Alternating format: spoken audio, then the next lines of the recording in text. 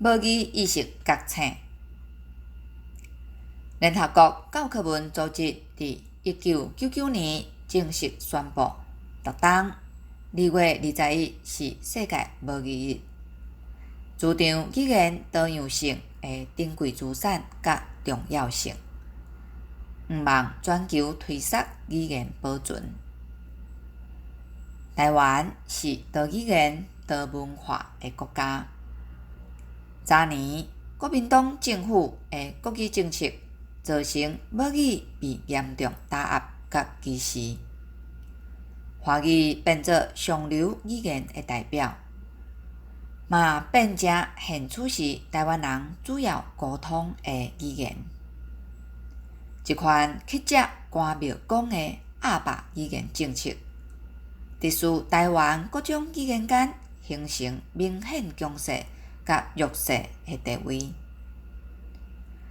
台语捌是台湾主要使用的语言，目前虽望使用人口遥占多数，不过伫2016年中山大学基本调查，请问你的母语是倒一种语言？中山学生有77% 回答华语。这甲张学谦教授主持的教育部106年本土语言使用情况计划调查结果有 77.16% 的国中小学生认为家己的华语能力听真牛，讲嘛真练长的数据相符合。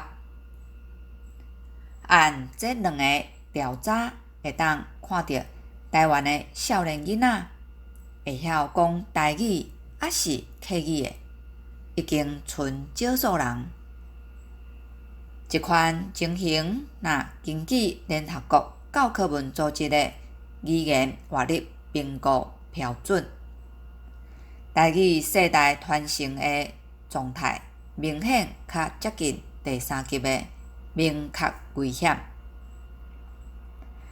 埃塞克斯大学语言学家斯密德讲，按你开始学另外一种语言，这两个语言的系统就开始互相竞争。失败对保存母语来讲，父母是囡仔学语言上好的老师，家庭是母语学习上好的所在。不过，长期以来，台湾人看轻家己的母语，并无咧甲囡仔讲母语，连多数的阿公阿嬷拢带着严重越头症。加上咱的教育鼓吹囡仔爱会晓英语才有未来，造成学英语变成台湾的全民运动。照目前的资料会使看到，除了华语，英语伫台湾已经是上强势语言。